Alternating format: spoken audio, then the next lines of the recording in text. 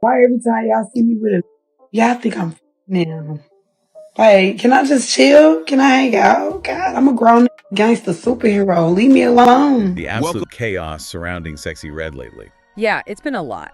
Like a masterclass in how fast things can spiral online. Totally. You know how 1 minute things are quiet, the next it's a full-on internet storm. Yeah. That's basically what happened here. We're gonna try and cut through all the noise for you. Get to the core of what's actually being said, what's happening. It's a wild ride. It really is. Okay, so it seemed to really ignite, like properly ignite, when Gucci Third Leg came out, right? That was kind of the spark. He claims they hooked up. And then, like, almost immediately after, says he tested positive for HSV2. And boom, suddenly all the focus shifts straight onto Sexyy Red. The speculation just exploded. Oh, the comments were brutal. You saw them, right? People were saying some really, really awful stuff online, calling her names, walking disease, dredging up old rumors. Yeah, it shows you how quickly that online pile-on can happen, doesn't it? Facts or no facts, the judgment comes fast. It's something to keep in mind when you're seeing this stuff unfold. Definitely. So, Sexyy Red's reaction. She flat out denied anything ever happened with Gucci Third Leg. Which is her right, of course. Deny the initial claim. Exactly. But then silence. Complete silence on the health question itself. And online, silence is almost never interpreted as just silence. It feeds the beast, you know? It totally does. People got more suspicious because she didn't address it directly, and then her own baby daddy steps in. Right, escalating it from online chatter to someone supposedly in her inner circle. And he claims she intentionally gave him herpes. I mean, talk about pouring gasoline on the fire. That accusation definitely changes the game. It's incredibly serious and, well, deeply personal. Makes it much more complex for anyone following along. And just when you think it can't get messier, Charleston White jumps in. You know his style. Never one for subtlety. Calls her a polluted woman, accuses her of spreading STDs. Just wow. Inflammatory, to say the least. But then came something a bit more specific. Yeah, the rapper Von Off, 1700, he came forward saying he got an STD from her. And he added that detail about a persistent odor he noticed. Which makes it feel less like general mudslinging and more like a specific personal accusation, doesn't it? Exactly. Whether it's true or not, that kind of detail carries weight for people watching this. It shifts the perception. Right. And here's another twist for you to consider. Sexyy Red herself, she's talked about this before, kinda. You mean her mentioning getting STDs in the past? Yes, she said she got them from an ex who cheated on her. So that adds this whole other dimension, you know. Was she a victim in that situation? Does that past experience relate to this somehow? It's complicated. It really is a tangled situation. So many layers already. But wait, there's more. Just as all this is swirling, what does she do? Drops a new track. Hoochie Coochie. Timing is everything, right? A very bold move, dropping that song right in the middle of all this controversy, almost like trying to seize the narrative back. Seize it and like set it on fire. Because the song wasn't just a song. It had screenshots. Ah, yes, the DMs. That really took things in a different direction. Understatement. We're talking explicit DMs. Allegedly from a bunch of different rappers trying to hit her up. And the content was varied. Varied is putting it mildly. Some were just kind of thirsty, you know, typical stuff. But some got weird, like one guy talking about her having the best Parsi. What even is that? Your guess is as good as mine on that one. Another one was trying to be poetic, like, I want to put this stack of art in your heart. Yeah. Okay. Creative, I guess. A unique approach, certainly. But then it got dark. Really dark. Some messages were super possessive. You stuck with me, you can't cut me off, that kind of vibe. Crossing a line there. And then violent. I'm pushing the F all out of you when I see you. Like threatening. And the absolute worst one, get a knife and slit your throat. Yeah, that one is genuinely chilling. Exposing those messages, especially the threatening ones, gives you a really disturbing look behind the curtain, doesn't it? Seriously disturbing. It shows you the kind of stuff female artists, maybe especially her, might be dealing with privately. The contrast between public image and these private messages is stark.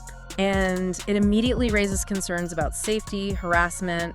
It's way beyond just gossip at that point. Absolutely.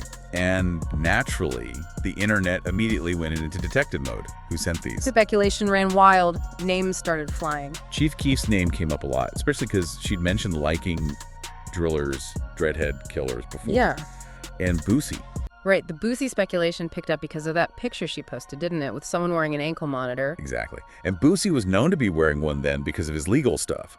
So people were like, aha, it's him. Classic online dot connecting. Sometimes it works, sometimes. Sometimes it's wrong. Boosie jumped on that fast. He was like, nope, not me. Find someone else. Said he was on vacation with his daughter, right? Put that rumor to bed pretty quick. Yeah, he shut it down.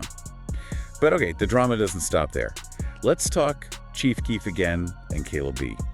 The romantic entanglement angle. This added a whole other layer of public feud. Big time. So Sexyy Red posts these pictures looking pretty cozy with Chief Keef on Instagram. And Kayla B, who was understood to be Chief Keef's partner at the time, was clearly not thrilled. Not even a little bit. It exploded into this very public back and forth. Kayla B posts a pic wearing Chief Keef's chain, like a clear territorial marking. The chain became a real symbol in this whole thing. Then Chief Keef comments on Kayla B's post, "My boo."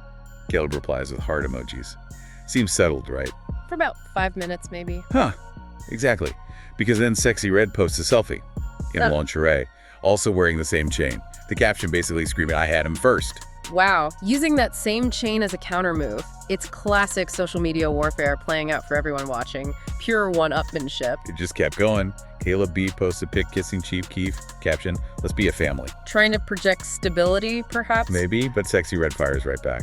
"Where you at? We're about to come get you." It was getting intense. Definitely sounds like it. Things were escalating quickly. And then the tea really spilled. Apparently, Chief Keef was literally seeing both of them on the same day. Oh, wow. That detail came out. Yeah, Kayla B apparently posted about him wearing the same outfit at her place and then at Sexyy Red's place. Just messy. Utter chaos playing out live. A very public airing of some very complicated relationship dynamics. And the grand finale. The Beat Awards. Sexyy Red shows up with Chief Keef. A very public statement, that appearance. Rubbing salt in the wound, you could say. You could definitely say that. Yeah. Kayla B was understandably furious online.